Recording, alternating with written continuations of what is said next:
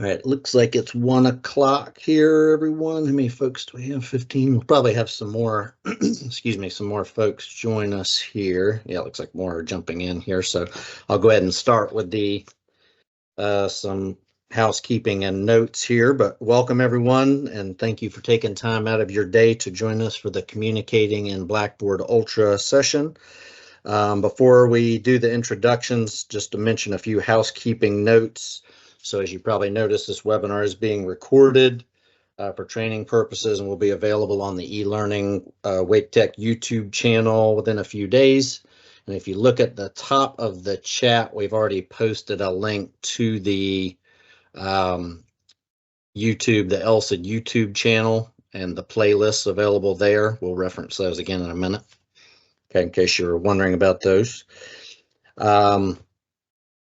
And if you have any questions, you can type those in the chat area or raise your hand. We'll be glad to answer your questions. We will take breaks in between, and we will also have a session at the end, question and answer session at the end. So we are covering a lot of information today, not just one tool, which would be plenty for an hour, but we're going to cover all of the communication tools here. So you may have questions, and you're welcome to ask as we go, or if you want to make a note and just ask those at the end. Again, I'm Patrick Tribble. I know many of you here. I'm one of the e-learning technologists. I see some new names and faces, so welcome.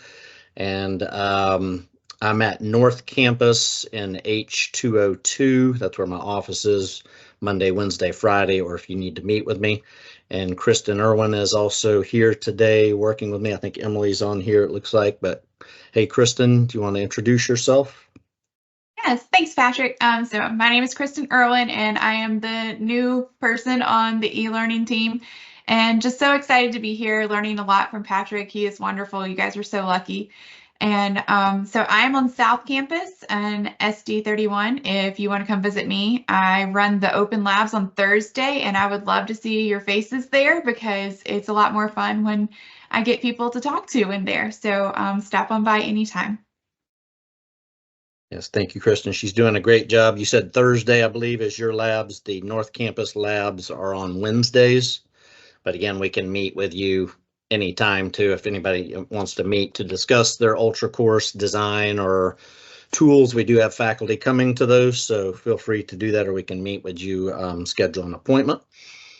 So thank you very much. A couple of other notes I just wanted to mention. I think most of the folks here have seen a lot of requests come through, but if you haven't requested an Ultra Dev Shell yet to start working on those, go ahead and submit an Eagle Assist ticket for that. Okay, we're 141 days, I think, today until we go full Blackboard Ultra launch. Okay, so and summertime's approaching quickly. I think Emily's got the, there you go. Emily just posted something in the chat too about the lab times. Thank you.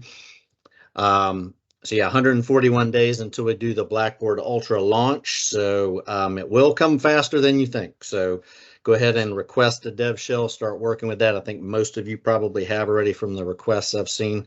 But if you haven't or you need help doing that, just contact us by phone or the email. Emily posted the ELSID email in the chat. I'm going to show you a couple of resources before we get started also. Let me share my screen.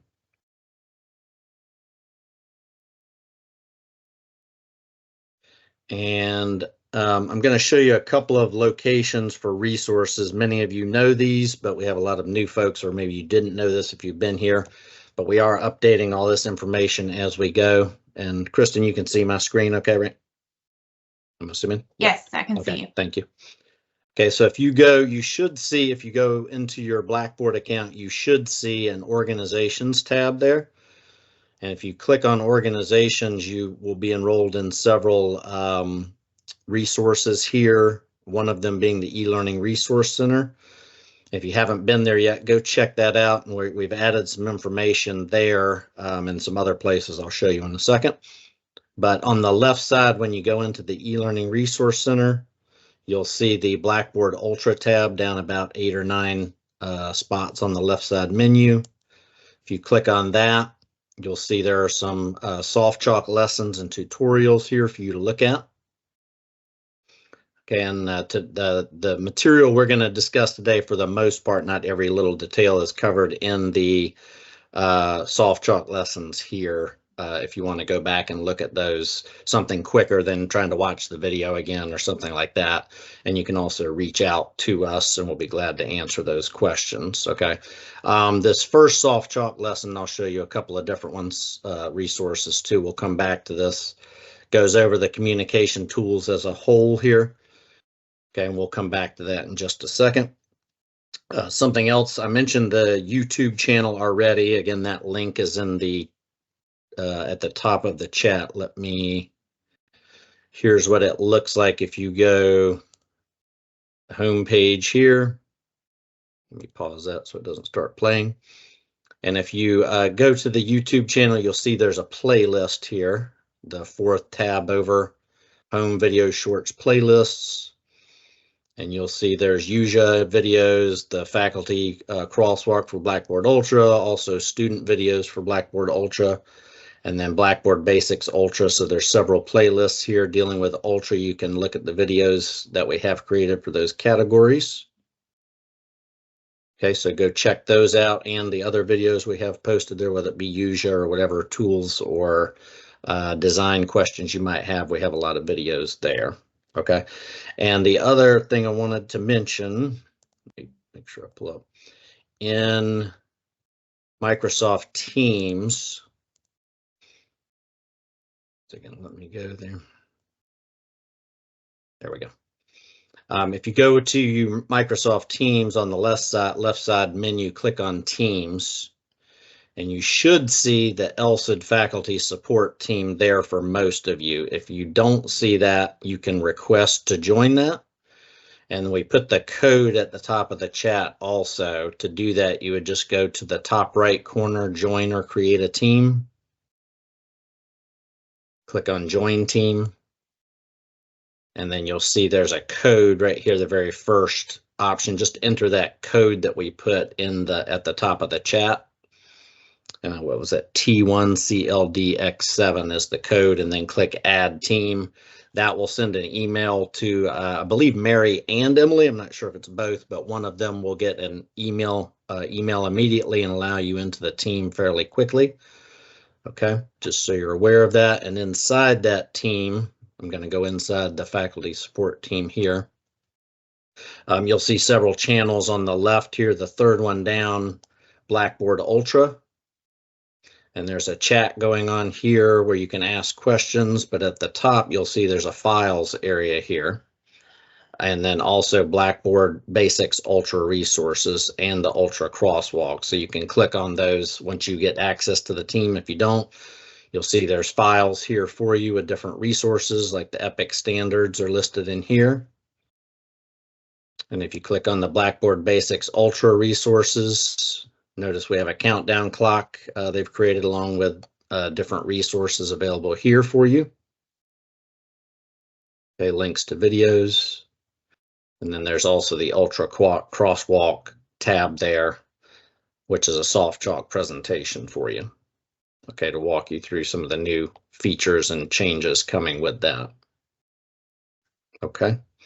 And we'll mention at the end, we can, I wasn't going to show you this now, but at the end, we do have sample Blackboard Ultra courses for you that you can look at. I think there are 5 courses in there now from different faculty here. And they may have added more, but I think it's 5 that you can go look and see actual courses being run during the pilot time this year and see how people laid out their courses, designed it, and set it up. And each one's a little different, so you can see one that you like, maybe using modules or folders for that. But that's a very helpful resource. And if you need me to show you that at the end, I'll be glad to pull that up in Blackboard and log in there and let you see that. Okay. And do we have any questions before I turn it over to Kristen? She's going to discuss announcements and messages and the calendar feature. And Kristen, if I think we're okay, and if you want to, let me stop sharing. Okay. Well, thank you so much. So yes, I'm going to kick us off with announcements and then talk about messages and calendar. So it's going to be a lot of information, and I'll pause between each so we can you can ask questions then, or if you want to save them for the end, like Patrick said. So I'm going to share my screen. Okay. Let's see. Okay, Patrick, can you see that? Yes, you're All good. right. Gotcha. Okay, so announcements are a great feature to be able to share important course-wide information with your students, sharing updates and reminders and deadlines with the whole course all at one time. And as you can see on my screen, that new announcements display in a pop-up. So as soon as your students log in, or as soon as you log in, your new announcements, when they're posted, will appear in a box. So there's no way students can get away from them. They are right in front of their face when they log in. You can see that it doesn't show the entire announcement in the pop-up. So it is something that if you have really important information, put it first in the announcement so that your students will be more likely to see it. But they can click on it, and the announcement will open up in full with all the information, so you can add as much as you would like. So to close the announcement, I'm just going to click the X on the left, and we will talk about how to create an announcement as an instructor. So up on the top, we have our tab that says announcements. So I'm going to enter there. And right now I have that new announcement that I posted, but I also have an announcement that is in draft form. And this is really important to note that once we create our announcement, making sure that it's posted or scheduled and that it's not left in draft form, because students can't see it then. Okay, so to create an announcement, we're going to navigate to the right-hand side to the plus sign to create the announcement. So when I click on the plus sign, it'll open a new announcement where I can give my new announcement a name, and I can choose my recipients, which I want all my course members to see this announcement. And then I can type in my information. I can also have options underneath my announcement to send a copy to my recipient's email address. So this would be their Wait Tech email address. Your students will get notified if you check this box through email, but they'll also get notified within Blackboard on the message, on their message tab, announcements tab, sorry. And you can also schedule, you have the other option to schedule your announcement. If you schedule your announcement, you will not be allowed to send an email copy. So, but you can schedule for when it to show and when you want the message to hide, the announcement to hide. So I'm going to send an email copy and push save. And so now my new announcement that I created is in draft form, so that is not posted yet. To post my announcement, I have underneath status, I have a button that says post now.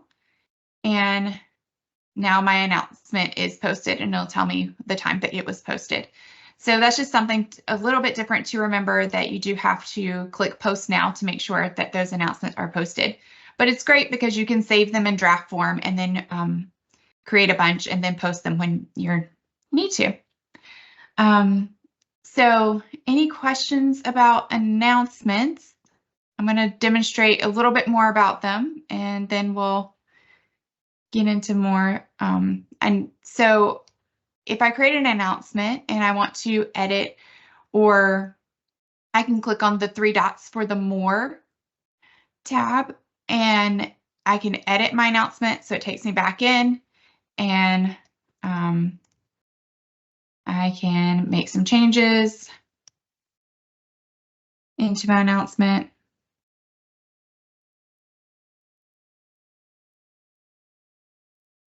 And save them, and you can see that it's not posted anymore. So if after I made changes, I will have to post my announcement again to post those changes. So I'm going to post that announcement again. So on those three dots again, I can edit, but I can also copy an announcement. So if I want to make a similar announcement, I can choose to copy. It'll open up the same window. I can make some changes to my announcement. Notice that it says copy of new announcement. And this time when I push save, it will show me the copy of my new announcement. It's also in draft form, so don't forget to post that when you want that one to appear. Last but not least, on those three dots, we have the delete button. So maybe I don't want that announcement to show up anymore. I can delete that announcement. Okay. And let's see. And student view. Oh, yes, go ahead. I was going to mention Emily already answered it, but in case folks didn't see it, someone asked about arranging the order of the announcements. Like we used to be able to do that, and Emily posted a response that you can't manually arrange them, but you can sort them, which you'll probably show too. But just wanted to let you know. Yep. So you can sort your announcements by clicking the left arrow under announcements. You can sort them by due dates. You can also use the magnifying glass and search for them, which is great if you have a ton of announcements and you're like, oh, there was one about a test or one about welcome and I can't find it. So you can search for your announcements as well, because I know you guys love to give your students tons of information and sometimes the announcements can get overwhelmed. So yes, and your announcements can be copied from course to course as well within the course copy. You can move them all along. Are there any other questions about announcements? One second here. I think we had let me see if it was, I was just getting ready to check and see. Close my window on me here. Looks like Emily answered it. So yes, asking about copying announcements from one course to another, and Emily answered that in the chat that you can copy those. So I think you are good. No hands raised right now. And oh, I see another one. Can you create a video in your announcement? So yes, you have. Let me go back into this one. We'll edit this welcome one. Within your announcement, you have all the features of the rich text editor. So you can add a video recording there, or if you can insert media from your cloud storage or even YouTube videos. So there's all different kinds of videos that you can add. You can create of yourself or of others. You can also insert your Yuja videos links in there if you create your videos through Yuja as well. So you can embed them if you would like, or share the link.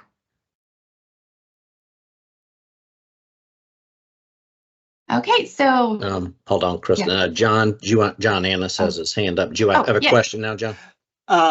Could you repeat what you said about changing the order? How you go about that of the announcements? So on the announcements on the little teeny top announcement tab, there are some arrows that are up and down to change the order of them. So you can sort and filter through most recent or announcements. So just by clicking that arrow, it changes the order of them. You can also filter and sort from status as well. So if you want to group all your status announcements, there's arrows there, and you can sort by viewers as well. So they're really small arrows to see, but they're able to filter your announcements. Thank you. You're welcome. Okay, so with messages, so up on our top toolbar, we have the message tab, and you notice that I have a number 2 next to my messages. That means I have 2 messages already that are unread. And so students will also see this indicator when they log in and they have unread messages within Ultra, and you will see it as well. So there are 2 ways that you can view messages. They are private text-based messages to individuals or to groups, and they automatically deliver a copy to the student's WaitTech email address, and they also show up within the message tab here within their course. So I know you teach more than one course probably, and so I'm going to X out of this course really quick and show you from the institution page that when you log in, you also have access to your messages over on the left-hand side. And we'll see that same indicator. Right now it's showing a 3, meaning that I have 3 unread messages. So when I click on messages, I can see that I have 2 unread messages in this course, and then I have 1 in this course as well. So for instructors, it's really nice to be able, instead of checking all your messages by entering the course, you do have access to them through the institution page, and you can access them from here as well. So if I wanted to go and create a new message, I could create a new message from the institution page from that course. And I can click on my little bubble, and it takes me to my messages tab in my Ultra course as well within that course. So there's different ways to access it and to make it easier when you have multiple courses. So this is the message tab, and you can see that I have some messages from some students. And so this is individual messages. You can message individual students, but you can also message groups of students. And so it would be like messaging when you're texting your friends in a group message. Everyone's going to be able to see that group message and the replies if you have that enabled. So over on the right top corner, we have our course settings. And within course settings, you have some message options that you can change as an instructor. So down at the bottom, we have that students can message anyone in their course. So that means instructors and students.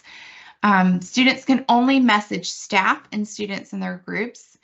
Students can only message staff, or students can only reply to messages, meaning that they can't start a message within Blackboard. So you do have some options down at the very bottom that you can choose to what works best for you in your course and the communication needs that you want for your students to have. So within messages, we can start a new message by clicking on the right-hand side, the new message button. We can put the recipients, and it does remind us that recipients are going to receive an email copy of this message, and that's going to be through their WaitTech email address. And we can choose our students. So I can choose just one student or 2 students. So remember, if I choose more than one, it's a group message, and it reminds me it's a group message. I have the option to allow replies to this message, so I can maybe, if I just want to message Donald and Mickey and let them know about their group project without them being able to reply, I can uncheck that. I can also allow them to reply to this message, but remember, whatever Donald says, Mickey's also going to see it because it is in a group message. So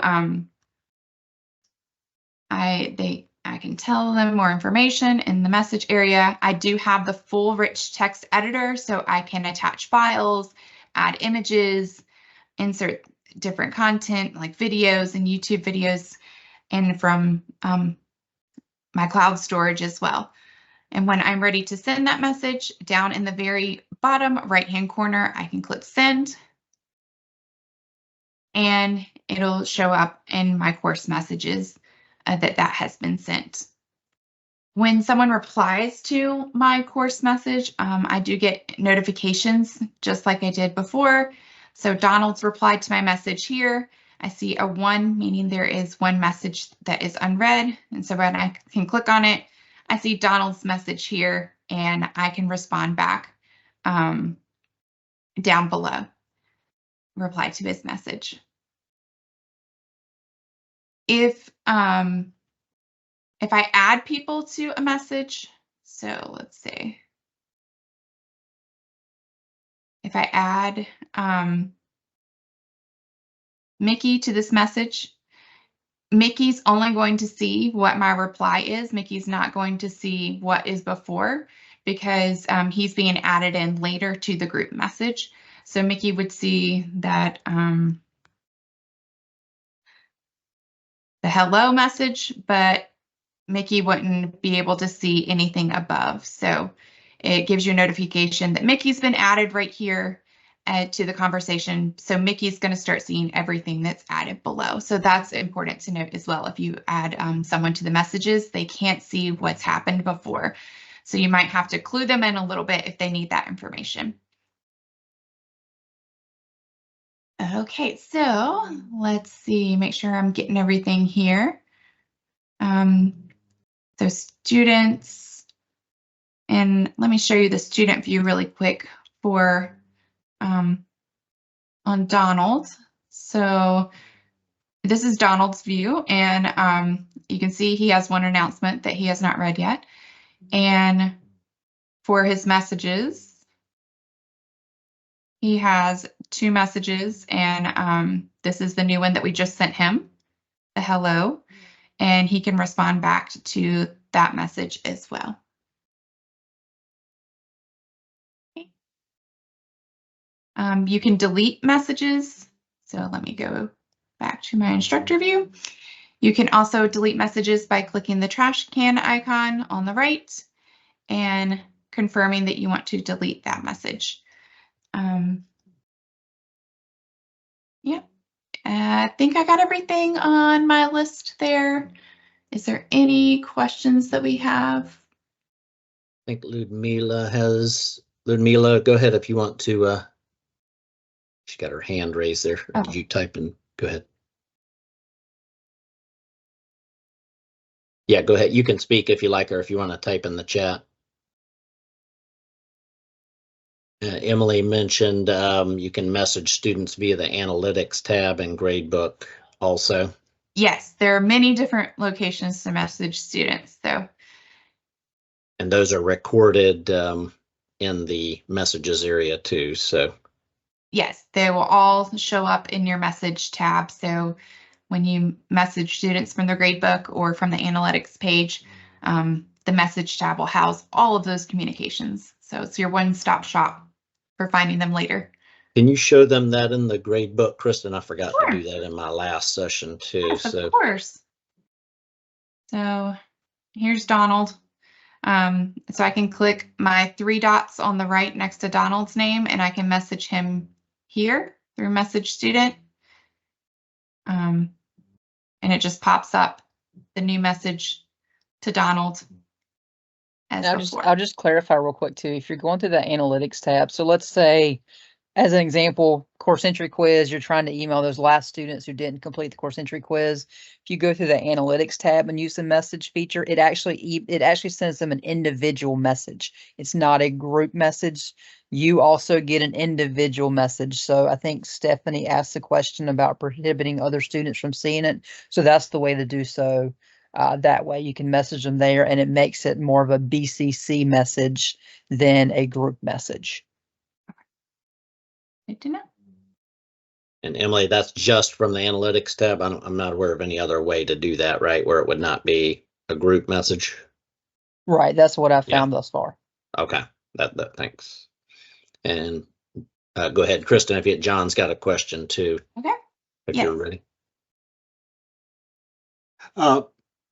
All of this email traffic will also be in Outlook, I guess, as well. Yes, it will be. Oh, yes, I was going to show that. Thank you so much for reminding me about that. So yes, your students and you will get messages just like this one. This is the message I got from Donald about needing help with that assignment. So it'll show up in your Outlook, and then you can just click that button to view message, and it'll take you directly to that message within your Blackboard course. And Ludmila also asked about, can she place an announcement at the top position? In other words, I think she's asking if they can be manually sorted like we could in the old version or the current like version. Pin an announcement? Is that what we're asking? Yeah, go ahead. I'm not aware that we can pin them at this time, but Emily may know more. Yeah, can't be No, pinned. at this time, there's the only thing you can do with sorting is you can click like where it says announcement, and it sorts by alphabetically. You can hit status and it will do sorting, and then views will sort, but there's no manual way to really reorder announcements at this time. I have seen a little bit of traction where there's some updates coming. Exactly what those updates include, we won't know until Anthology sends out the specifics about it. Thank you. And also, Kristen, correct me if I'm wrong, if the students, so when the students get that pop-up message, they've added the read or unread option, right? The students can check those off and then they won't show again anyway, right? Once they've read them, if I think that's correct. Right. And that wasn't showing up for Donald today. So yeah. We may not. So I think from the student side, she flipped over to Donald's, but the students, I don't know if Ludmila, if you're asking about the top position, once they check an announcement as read, it won't be a pop-up again. It will still appear in their announcements, but it wouldn't be necessarily at the top and it wouldn't pop up again as a new announcement. So yeah, so this is in Donald's right here. And so you can see he hasn't read this announcement. So as he entered, it should have popped up, but I had logged into his course and probably clicked before accidentally on it. But once he reads it and closes it out, that notification goes away, but it's still listed in his announcements tab. So the announcement itself doesn't go away unless I delete it as an instructor, so they still have access to that. I hope that helps. you can mark that as, can you uncheck that as and make it unread again? I think you can, right? Oh, yeah, there you go. Yeah. Okay, that's something new too that they added not too long ago. That's a good option. The students can do that as a reminder, I guess. Yeah. And let me just make sure. Student, here's another question on the student side. Does Ultra allow the students to mark? Okay, so they were asking about if they've read them or not, which is what you just showed. So yes, perfect. Thank you, Stephanie. And Okay. that's all of the questions now, Kristen. I think you're good. Okay. All right. So the last one before I pass it back over to Patrick is the calendar. So on our list at the top, we have calendar. So you have your calendar access within your Ultra course, but you also, as you are instructors and have access to many courses and a lot going on, on that institution page, again, there is a calendar link directly there. So on the left-hand side, I can click calendar and I can see the calendar for all my courses that I'm as a student or instructor. I have access to all of that there, but it can also be overwhelming if you have access to a lot of calendars. So on the right-hand side, sorry, there is a gear for your calendar settings. And you can turn on and off which calendars you want to view there. So that's really helpful to keep, maybe you're not running these courses at this time, or you have your development courses and you have a couple due dates that are showing up in your calendar and like, I'm not even working on that course. So you can just check and uncheck those items, the calendars that you want to display. So I'm just going to leave my one displayed there. And the calendar is great because it helps not only keep your students on track of assignments and events and office hours and your course schedule if you like to include that, but it also helps you keep in contact, keep track of all the different things going on with the multiple courses that you teach. And this is a good way to see all of those from the institution page all at once without having to go into each course. So I have on my institution page, you can see my office hours. I have a class meeting that's coming up, but I also have an assignment that's due in this course. And assignments only show up on your calendar if they have a due date. So I set this one for 3 p.m. So it would show up in the 3 p.m. time slot, but I know a lot of instructors like to set the midnight time slot. So this would show up in that area on your calendar. And so, and within our course, I can go back in to my course here, and we can talk about the calendar, the calendar within the course. So on the left-hand side, this is the schedule. So it has the date and the times, which are helpful to know when things are due. I also have the option to view due dates. So this will give a list of all the due dates within your course. And remember, assignments or tests, they have to have due dates to show up on this. So if it does not have a due date listed, it will not show up on this list, and it won't show up on the calendar. So be mindful of that. I can switch from day to month. So whatever view is helpful. And I can also add different things to my calendar. So I can click the plus sign to add new content. I can add an event. So maybe there is a job fair.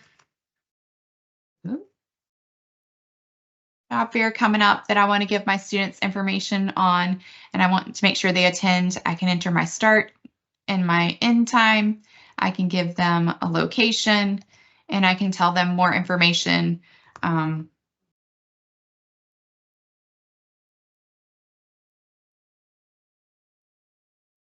the description. So, and when I push save, it'll show up on my calendar. So, and it'll show up on the student's calendar as well, so they have access to that information.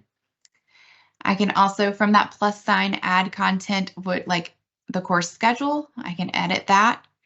So I already have one added here of our course schedule, but I can add another one. Maybe you need to add or revise. So to revise it, I would click the 3 dots and edit, and it would pop up there. So I can give it a nickname. I can make sure if it repeats weekly or and how many times that I want it to repeat. Maybe we meet 10 times, and our location. And when I save that, it'll also appear on my calendar. And last but not least, we can add office hours, which are really helpful. I can add my starting and ending time if it repeats, how often, my location, my description, and add that to my calendar. And so when students view that, they have access to all of the information. I can either revise it by clicking on it. It'll open up my panel again, and I can revise my information from there. Or I can also delete that event, my office hours, or any events up at the top by clicking the trash can icon to delete that information.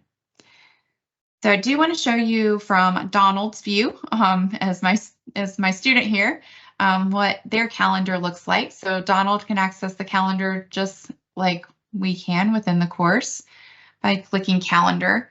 And so how he sees the events, if he clicks on office hours, it opens the side panel as well, and he sees the information, location, and the description down below. And so I just dropped the Teams URL in there for our class Teams for him. And then for assignments, when your students click on the assignments that are due, it'll open up directly to their assignment. So they have all their information, and they can even start their attempt through here. So that's really helpful for them. They can click Start Attempt, and it'll open up their assignment with all the information there as well. Kristen had a couple of questions. I think they've been answered, but I figured others may want to. These were good ones. So Ludmila asked about, is the calendar, the Blackboard calendar, connected with the Teams calendar, which Emily answered that and said that the Blackboard and Outlook Teams calendars are separate. So just so everybody knows that. Yes, that was a good. Outlook and Teams are separate. Yes. And I think we answered the other ones. Stephanie mentioned, can the students see this calendar for the course? Do we have to allow student access to the calendar? And we answered that, just yes, they can see office hours or assignment due dates, etc., that you already mentioned. So yep. Yes, so students can see all of the items that you add within that calendar as well. Yes, and I saw that question about changing the due date of the graded assignment from the calendar. Unfortunately, as an instructor, you cannot change it from the calendar, but if you click on it, you do get sent to that assignment, and you can access it right there and change the due date it will open up the assignment and then you can change the due date. So,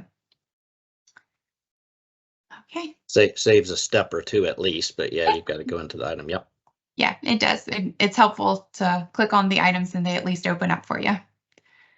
Yep. And I think we're okay. I don't see any hands raised. Is there anything else you were going to go over? I was just checking to make sure no other questions at this time. So, I think I'm good, but if anyone has any more questions, I'll be happy to answer them in the chat or later on. I think they're ready for you to talk about discussions, Patrick. okay. All right. Just let me know if you need to interrupt. If anybody has, before I get too far into it, that's fine. And we can make sure we answer this before we move along.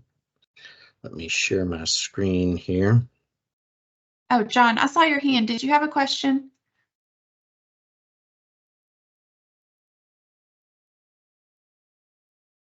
Let me go back. I didn't know. Okay. Just want to make sure. Okay, so we're good. Okay. All right, everyone. So the next tool we'll talk about is the discussions tool. And we have, of course, the discussion board in the previous version, or the current version we're using now, but that's called discussions in this version. And at the menu at the top, you'll see the tab discussions here. Okay, at the top, fourth one over, in case you haven't had a chance to look at the Ultra menu or an Ultra course yet, other than seeing these demonstrations here. And just to mention the discussions, again, it's an asynchronous communication and collaboration tool that you can use to promote student interaction and engagement in a course, exchange ideas and build a sense of community. So I'm sure many of you are using discussion boards in your courses there now, at least if you have online courses. And you can have graded and ungraded. We're going to look at all this here, but they can be graded or ungraded discussions, which let me scroll down just a little here. Notice I have a student help forum added here, which I could move just above the first module if I wanted to, which is where it's supposed to be, or I had it earlier. So you could post an ungraded discussion there if the students have any questions, like we currently do, to have questions answered about assignments or issues in the course. And we're going to create a graded one together in just a second. But you can use those for like a student help forum, if you want to have a current events forum, weekly discussion topics, difficult course concepts. I think many of you are using discussions already or have used those in the past. And just to remind you, just like the current version, the discussions, there are course discussions, which is what we're going to focus on today, but there are also group discussions. So if you are using groups in your course, you do have the discussions feature available for that, just like the current version. And we'll take a look at that. One thing to mention, there is no subscribe option in Ultra yet, like we used to have, where you could subscribe to a forum in the current version. Discussions does not have that now, but we'll see how people vote for that, and that gets added. Hopefully, I'd like to see that added back. I know I've had several faculty ask me about that feature, so I used to use that all the time, so I'd know somebody posted there, but there's easy ways to monitor that still. Okay, and we'll take a look at that. And so first of all, at the top of my content area here, I just wanted to show you inside this getting started folder here. Actually, go into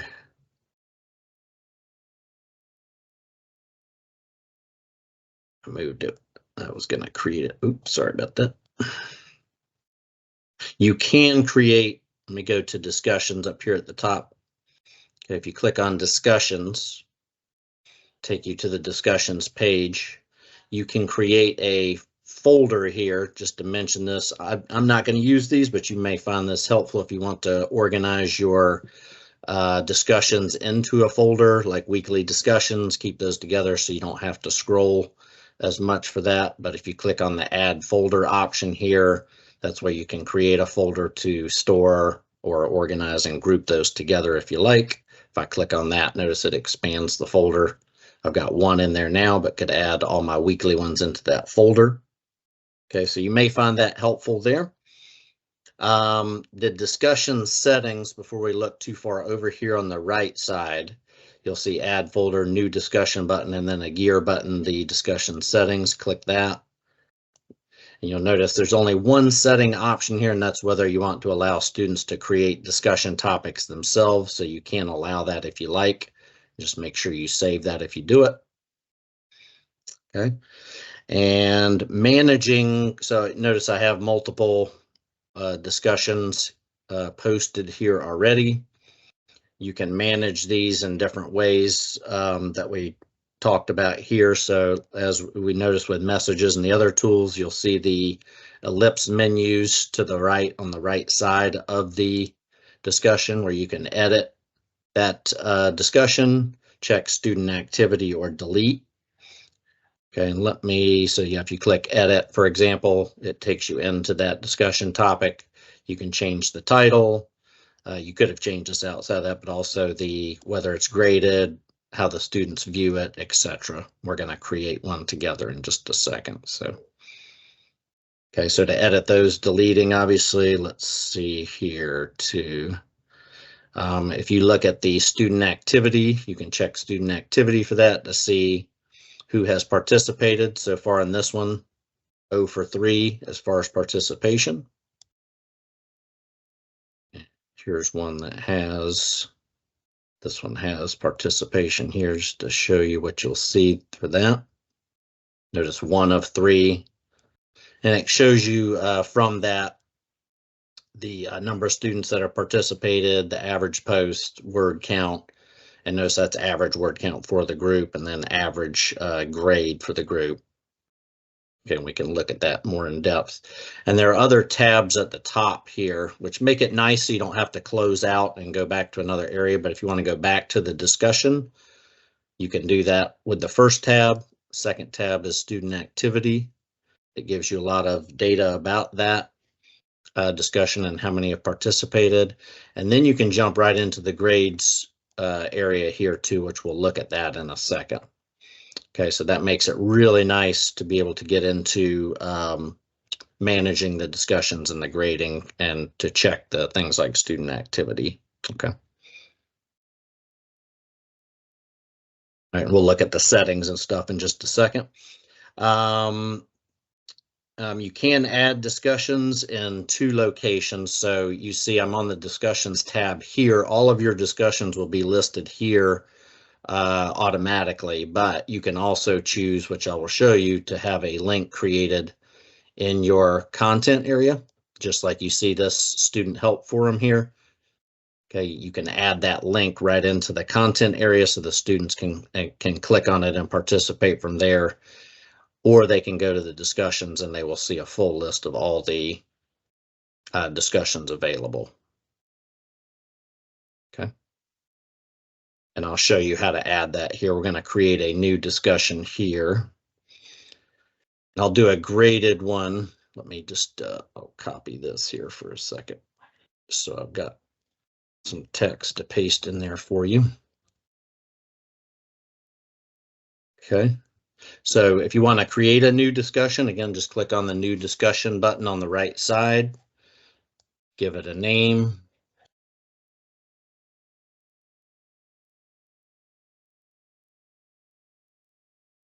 I'll make it a little shorter. Okay. And then your discussion, I just copied and pasted the discussion instructions in the box below. And again, as we mentioned before, notice you do have the same toolbar you noticed before, where you can add formatting, bullets, underlining, all sorts of stuff there, attach files, insert images and videos. So that makes it very nice to add that content there. And then on the right side, you have settings for this individual discussion. Again, it says it's not graded. I'm going to click the gear discussion settings to open those up so you can see all the options here.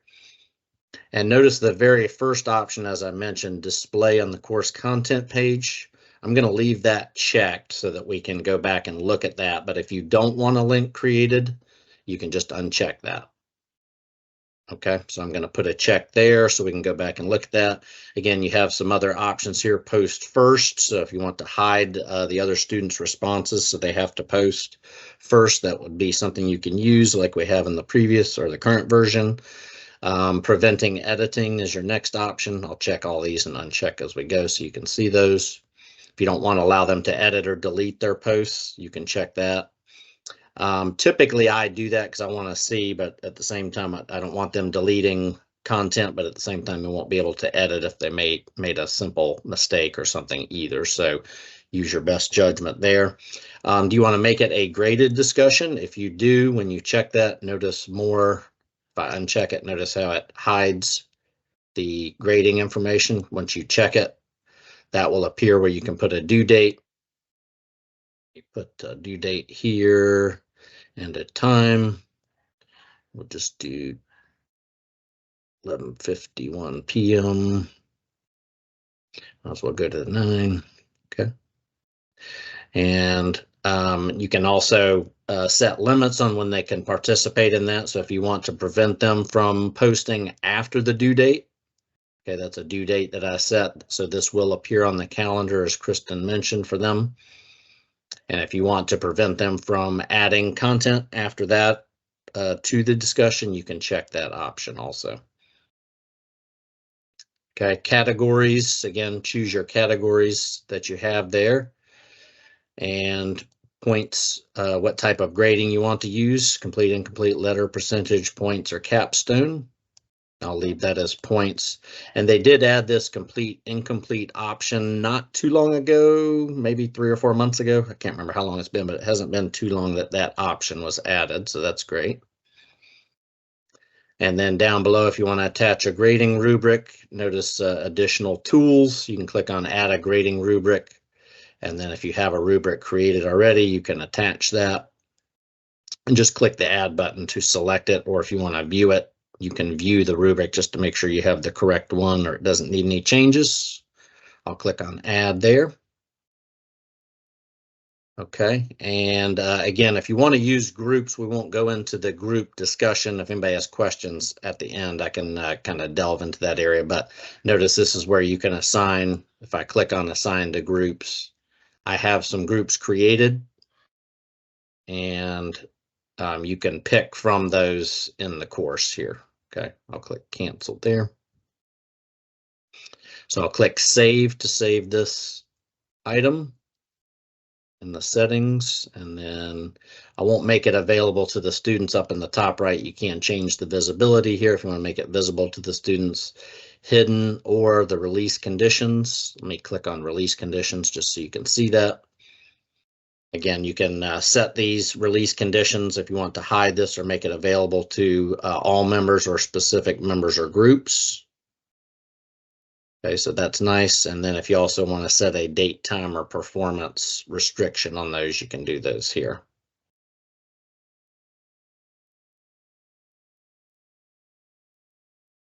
Okay. Close that. Okay, so everything's all set. Let me go ahead and make this visible. I'll change it visible to students here. And then I'll close that. Everything is saved here. So I'll click the close X on the top left to close that discussion page. And you'll see at the top here, that module appeared, and you can move these, so you can reorder these. Notice if you go to the drag, you can kind of do it anywhere there's not text very easily. If you just grab the item, you can do it from this left side with the move handle here, or just anywhere in the open space, click and drag if you want to move those around. Or if you have a folder to organize those, I could drop it inside this folder also if I wanted to. Okay, now we did check the option to add a link in the content. So let me go to the content area here. And it's usually at the bottom. Have some other things. Notice here at the very bottom, I'll drag it up to the top here just so you can see it a little better. And I would put that in module 1, and you can drag and drop these as you probably noticed from the other ones, let's say I want to put this discussion in the module 1 item here. I can do that. Expand it first here. Oh, it is expanded. Okay. It's a little finicky sometimes to get it. You got to kind of go to the right and below. There it goes. To drop it inside of a module. Okay, so as they expand and collapse, they would see that module 1 discussion link for the U.S. Constitution. Okay. So fairly easy to do that. Let me just make sure I didn't miss anything. Let me show you in the grade book too. Yep, looks like I got everything. Are there any questions, Kristen, at this point? Let me. There was just a question about can they request at least 2 entries to be made to a discussion post to be graded? And Emily responded that that no, not right now, but you can see how many posts students create in the grading area, and so that's really helpful. Okay, good. Yes, yeah. I hope they're adding a lot of features like that, so I hope we do have some of that functionality in the current version we're using, and they've added quite a bit of stuff recently already. So I wouldn't doubt that they would add some things as we keep going, but I'm not sure about that specific one. I know the idea exchange, we can post a link to that. You can see and go vote on your favorite features and things you'd like to see added to that, and we can do that at the end. Pull that up, or Emily may have already posted in the chat about that. And we do have questions about group discussions, but they said they would wait until the end about that. Okay. Yeah, we're going to cover groups, so it may answer your question in just a few minutes, but yeah, keep those questions and then we'll get to the groups in just a second. So. Okay, and what was I was going to show the grade book. Let me go. So we just added, let me show you what you'll see as the students start interacting. I'm going to go to the grade book when the students are interacting with the discussion posts. And so notice if you have your gradable items here first, kind of this list view when you come in. Okay, here's I had this discussion created already, and it gives you some information here. The module 1 class discussion, 1 of 4 participants so far, the due date you have set, the grading status is showing me I have 1 to grade. I haven't graded the 1 submission yet. And over on the right, again, you can move these around. We won't get into the grade book too much here, but you can move these rows around in the grade book. And as Kristen mentioned earlier, if I go to the right side for this discussion, notice that send reminder option that she mentioned earlier.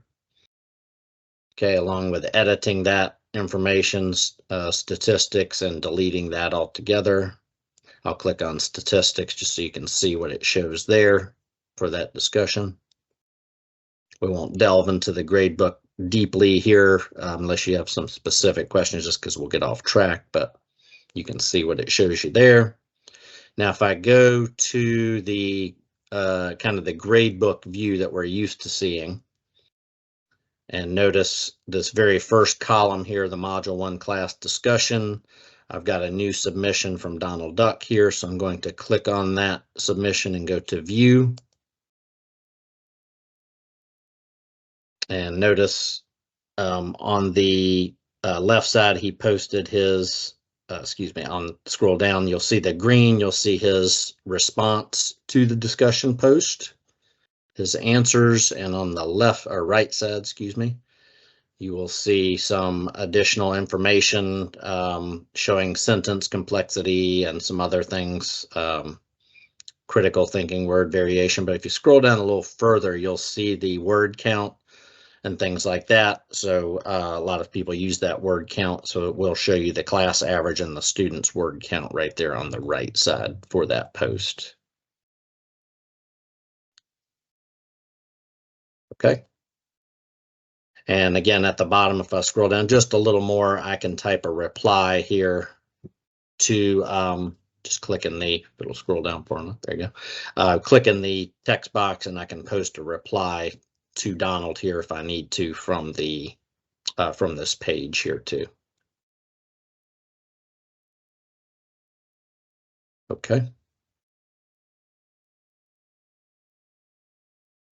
And if you, once you add a grade to that, you do have to post those. So notice how it says posted. So once you add that, we won't go too in depth there because that's more into the grade book. But once you grade it, it's sitting there, but then you have to make sure you post that grade for them. So that's a new step we have to do with the Ultra platform. So, and I think I covered everything there. Let me make sure, because I know folks may have questions about the discussion board. How are we looking there?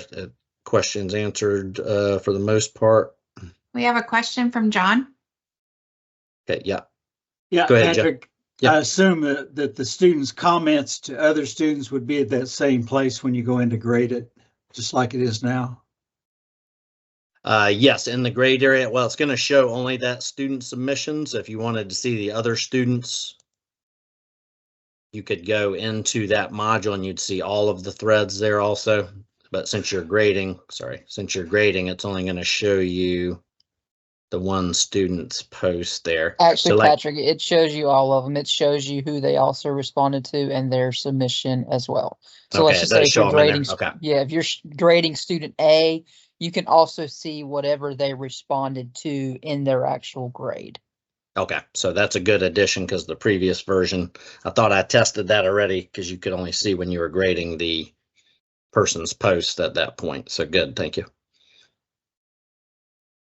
That answer your question, John? So yes, you will see those. I think that answered your question, correct? Yeah, thank you. Yeah, okay. That did.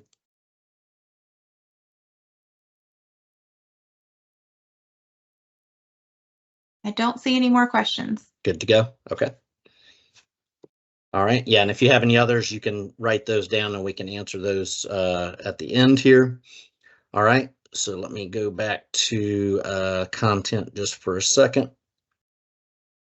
And so next thing we'll talk about is the journals feature here also. And just a few things again, journals, just like with the current version of Blackboard, it's an asynchronous communication tool that you can use with your students. And think of it again, I'm not sure how many of you have used journals, and we have blogs in the current version. Blogs are not available in the new version yet. We may or may not get those, but you can use the discussion board, which works very well. If that's something you're interested in, you can always vote for that on the anthology idea exchange area, and we can again post that at the end so you can look at that. But again, journals are, think of those as a personal space where students communicate privately with the instructor. So this would be one-on-one, the student with the instructor. They can be graded and ungraded.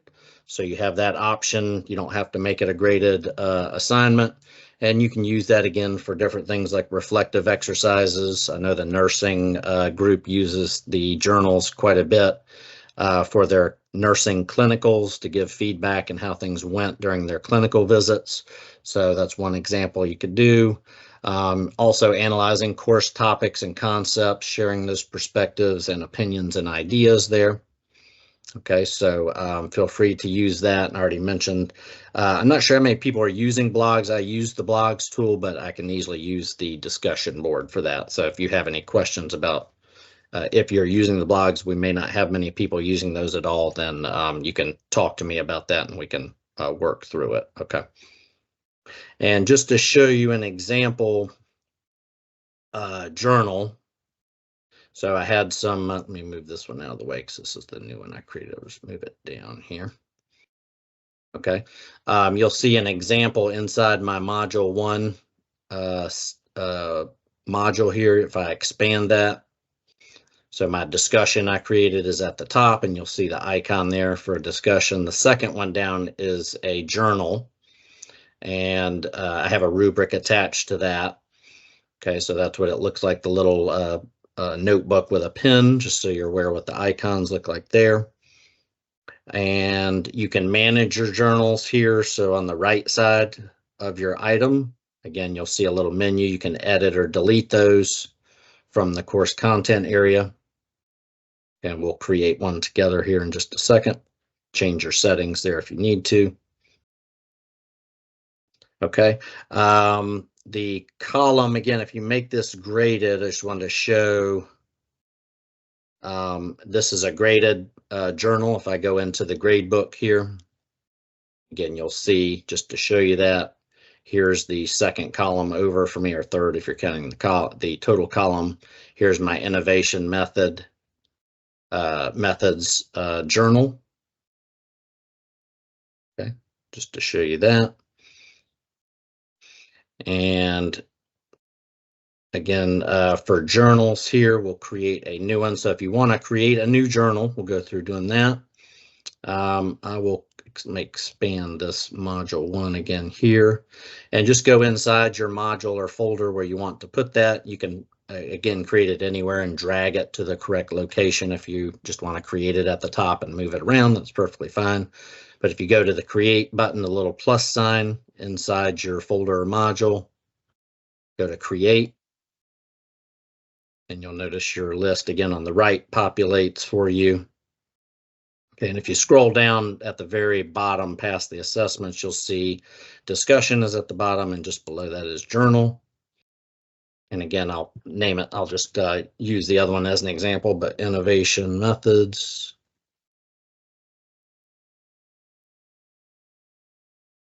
Okay, and very similar to the discussion board. You'll notice there's a couple of tabs here we'll look at. You can paste your instructions here, or type your journal instructions here, and you do have a toolbar with some formatting options and adding content to that, just like the other options. And make sure you save those. I'll save the prompt, and again, that can be edited. Notice here next to it there's an edit and delete, so if I want to make any changes, I can make changes and save it there, or delete that. And again, similar to journals, on the right side you'll see the journal settings, the gear setting on the right side. You can open that, and notice the very first option has to do with it being graded or not. I'll cancel this, but I'll say graded for now, so it expands everything for you to see it. And you do have a couple of options here for the journals. And remember, these are private communications really between the instructor and individual student. So allow users to edit and delete entries. Do you want them to be able to do that? And then also allow users to edit or delete their comments that they can make on the journal, which I'll show you that. Okay, so I'll leave those checked for now. And the grading, participation grading, you have your due date and time here. Let me just pick a future date. I'll just leave the time for what it's set to for now. And again, your categories, what type of grading you want to use for that, complete, incomplete. I'll choose points just so you can see that, and I'll leave it at 100 points. And again, you can use a grading rubric here for any of these, so that's great if you want to use that. And then just click save. And I will click cancel just because I've already got one for you to see here. I didn't get it out of the way here. Okay, so here's what your finished product will look like for the students in this, at least it's in my module 1 folder here. And the students would click it, of course, post that. So as they do, let me go to the grade book. Again, here's the column associated with that rubric, that item in that rubric. And I've got put a score there. Here's one I've already graded. Let me click on view for that. And this is Donald Duck's entry here, along with the prompt at the top. And the grading, you'll see here, if you have a rubric attached, you'll see a little rubric icon. If I click that, that would open the grading for that, along with the rubric options here on the right side. That will populate the score. And you can leave feedback for each one too. So the little plus sign here, you can expand that and add your feedback for each one of those options. Okay, expand those to see what your options are.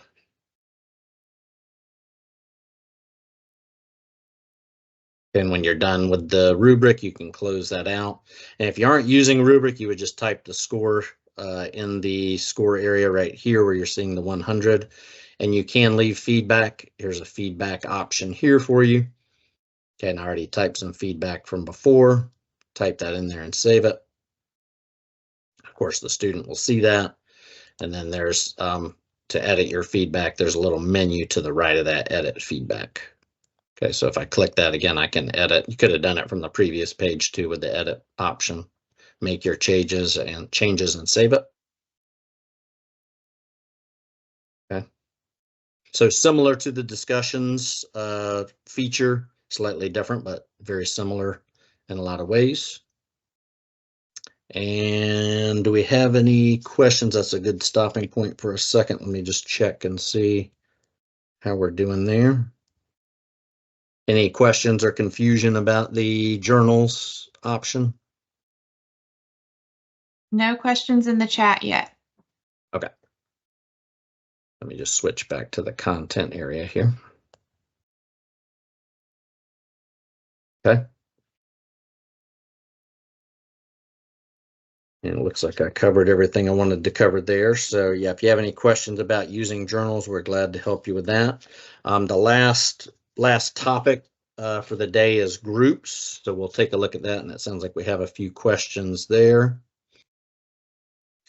And let me go to on your menu, let me show you, I have a group discussion here. Let me just show you that. So on the content area here in my module 1 module, if I scroll down just a little bit, you'll see this group discussion on the U.S. Constitution here that I've created. Okay, we're going to go through that, but I just wanted to show you what it looks like in the content area. Okay, and the groups, you'll notice at the top menu, the very last menu item is groups. So I'm going to click on that. And again, you can have graded work for graded group work for assignments, discussions, and tests for that. So, and I just showed you a discussion, but we'll look at that a little more in depth in just a second. And notice in my groups area here, I have 3 group sets that I've created, or group projects, however you want to look at that. Okay, but these are basically group sets that you create on this page. This is your manage groups area, your groups page. And we'll go through and look at top right. Again, the course settings are still there, which Kristen showed you before, along with student preview. But on the right side, you'll see you can import a group set for that, and that's a file that you can import from another course. But you can do a copy in Blackboard Ultra and just copy those over from a previous course too. Okay, and then there's a new group set button on the right. If you expand, I wanted to show you this. I can click on each one to open those, and notice it shows the visibility, how many groups you have here for each. And on the right side, how many members are assigned to each group set. Okay, I've got 2 groups, 4 out of 4 members in this course, and you can go down and look at the others. And if you expand, I'll come back to this here, but notice there's a little expand button. If I click that, it will expand and actually show you the groups on the page here with that. Okay. We'll look at that. I'll leave that expanded. And if you want to edit, you can either click on the group or go to send message, edit, export, and delete from this menu here. So as Kristen mentioned before, with the message tool, you can send messages directly from here to the groups. Okay. And there's also a send message. If you see the little envelope to the right of each group, a quick way to send a message to those basically a group message to all of those group members. So that'd be group A, and then group B, notice, has its own send message envelope here too. Okay. All right, let me close that just so it doesn't confuse everybody. So yeah, you can expand each one and look at the information for those, just to let you see that. Okay, and to create a new group set, so if you have a group project, whether it's the U.S. Constitution or something like that, a project or a topic you want them to work on, just click on new group set. And it could be, again, like I said, graded or ungraded. Well, I've got a graded one and ungraded there for you, but let's put, I'll just do project 3, Declaration of Independence.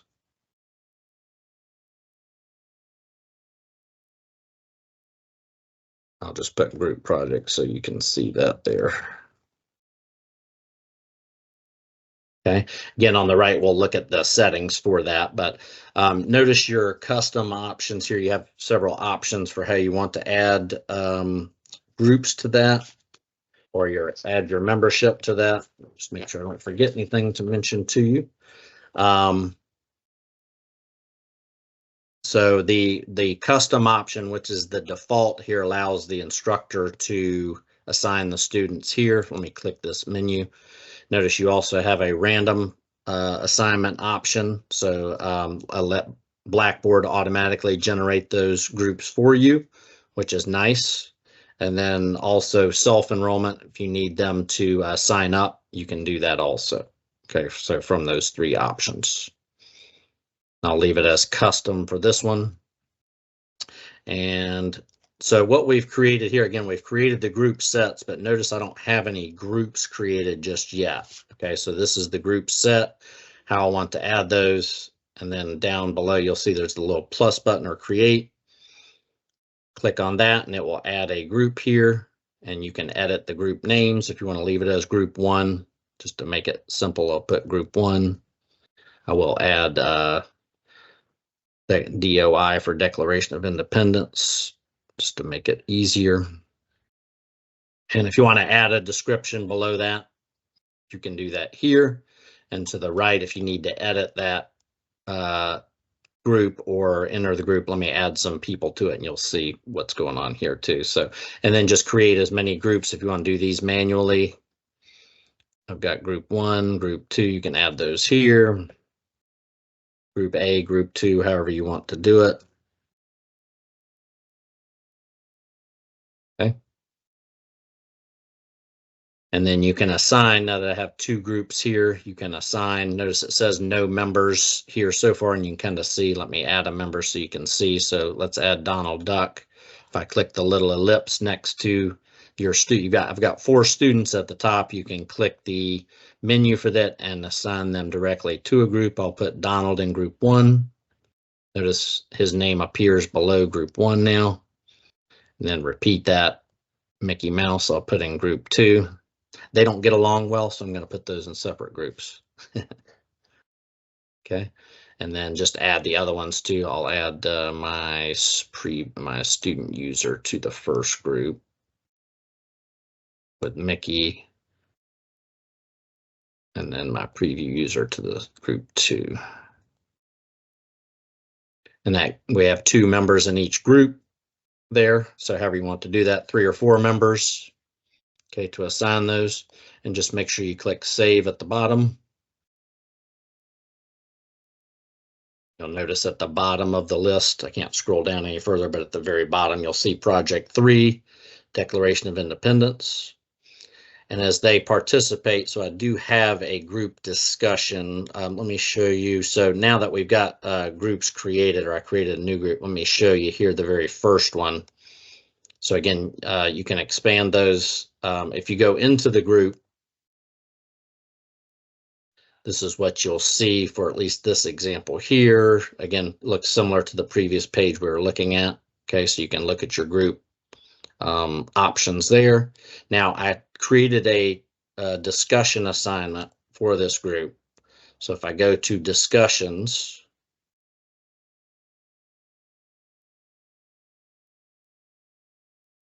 you'll notice at the bottom here, here's my group discussion that's displayed in the discussions. I put group in the title so you can see that very easily there. Okay, so those do appear in your discussions page or your list there. Okay, and if you, let me go into, I don't think I posted anything for that, but again, that takes you into the discussion along with the discussion topic.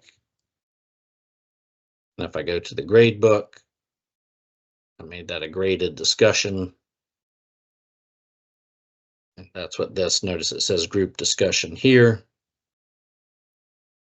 Okay, so that would also be graded just like a regular discussion with those group members there. Okay.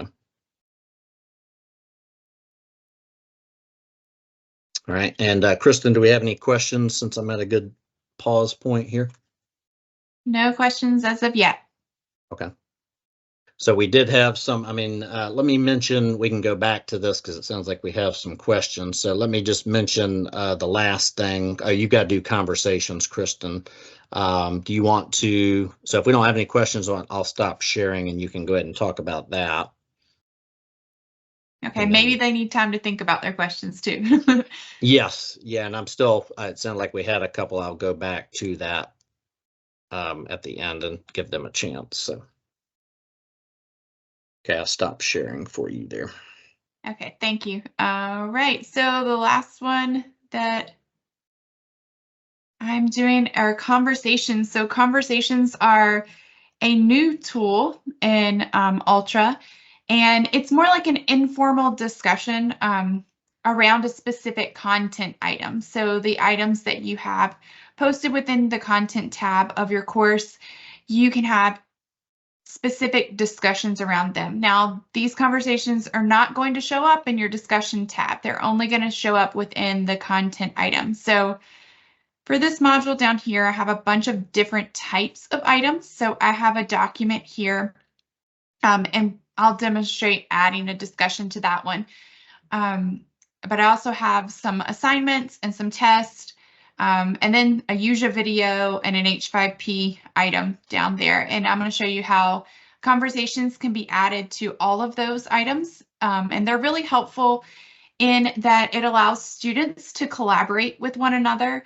So I know you've probably have answered the same question a million times about an assignment directions, and allowing conversations for an assignment.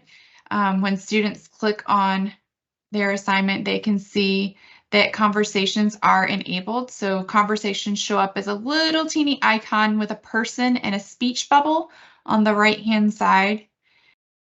And it looks just like the discussion posts that they are format that they're kind of used to, but this is all within that written assignment that I had posted. So students can help each other out. They can share files, and you can have conversations. You have that same toolbar available, so you can share videos and things like that as well within conversations. So let me close that. Yes, get out of there for a second. So it really fosters like that in-class communication that you experience with just side conversations about a different topic, or and it's pretty helpful in organizing different conversations within your class. Now, they are not graded. There's no way to grade these, and they're a little difficult to monitor, to be honest, because they don't show up in any of your tabs up at the top. The way you would be notified that you have a conversation that needs your attention, a new post, would be this blue dot where it says a test with extra credit. There is a blue dot, and that means I have a new post within there, a new conversation. And when I'm inside the item, in that very top hand corner, I have a little teeny purple dot on the conversation, and I know that that is a new question that I need to address. So they're a little difficult to monitor and to manage, not as easy as other communication methods that we have talked about today. So that is a little bit of a challenge there with those. So I am going to demonstrate how to add a conversation. So I'm going to add one to this Ultra document, which is just my overview. And to enable a conversation, I'm going to click on that gear icon in the top. And so this gives me my document settings, and I have a little checkbox right here to allow class conversations. And then I can just push save. So now I see that little icon of the person with the speech bubble in the upper right-hand corner. Your students will also see that same speech bubble, and they can access the conversations by clicking on opening up that, typing their response, and joining the conversation. So there are a couple things that I do want to point out within the conversations for different items. So with your documents, your written assignments, tests, even group assignments, you can have conversations around. It shows up as that speech bubble, the person with the speech bubble in the right-hand corner. However, there is another way for you and your students to access conversations, and it's directly from this content page. So if I was going to click on this video, it would open the video directly. So there's no way for me to access the conversations within that. If I click the link, I could click the 3 dots or the ellipse on the side for more options. And there is a way to access the conversations from there. So there's a conversation drop down right underneath the edit button. And that opens up the conversations for things like my usual videos or my H5P. I can access the conversations through there. I also have that same option from like the document that I just posted. Clicking on the 3 dots, I can access conversations from there as well, and it'll take me to the same menu. So it's really helpful if maybe your students have questions about H5P activity and they want to be able to ask questions and help each other out. They can click the 3 dots and select conversations if you have it enabled and start responding to that as well. So conversations are, different, and but I think it helps create a classroom, like a more face-to-face classroom environment as students and instructors get to collaborate together. So I think it's pretty helpful. It's definitely not as easy to monitor because none of my notifications will appear within my module. I would have to expand my module and look at the individual assignments to make sure there wasn't any of those blue dots around for me to know that a conversation was new and needed my attention. So are there any questions about conversations? Anything I can answer? Nothing in the chat yet. We're getting close to 2:30, which we can go beyond. We're not stopping. I know some of you may need to go, but if we have questions beyond 2:30, we'll be here. So I know some of you may need to run. No questions in the chat, at least. So let me mention one more thing to you, and then we'll go to the Q&A session at the end. So the meetings, Microsoft Teams meetings, you can add those. That's a tool that you can add meetings directly in your Blackboard course, schedule those and post those for your students. That is a tool, but I thought we were going to have that fall 2024. Emily, can you expound on that? It sounded like Mary said that may not be available fall 2024. Is that official, or do we know yet? That's correct. It will not be available for the fall semester. So the way that we create teams, obviously, if you've been teaching since the pandemic, we create your class teams for you. We add the students, and all that's tied into how students are enrolled in the courses. By the way we do that, the tool that is integrated in Blackboard, there's no way for us to manage that. So there just has to be some sort of different ways to figure out how we can get that managed. So as of fall 2024, it will not be turned on. Still digging into it. Hopefully there can be some workarounds that we can figure out later on down the road. But for right now, okay, yeah, and you can still use. We can still create your class teams for you as it gets closer to the semester. Sorry, Emily, didn't mean. I think you cut out for a bit there, but I think they heard most of it there. So, but yeah, no problem. Thank you. And yeah, so you can still use Teams. It just won't have that integration with Blackboard to easily create a meeting right within your course and make that link available. So you still have your Teams that you can use though. Okay. And any questions anybody was holding for the end here? It's 2:30, so I know people probably have not eaten, or some may not have eaten lunch yet, but if you need to go, thank you for coming. And if you have questions, Feel free to hang around here. I'm not in any rush. I'm not sure about Kristen. I didn't ask her, but I don't think she has any big plans right now at 2:30, but so we'll be here to answer any questions if you want to hang on. And thank you for coming. We appreciate it.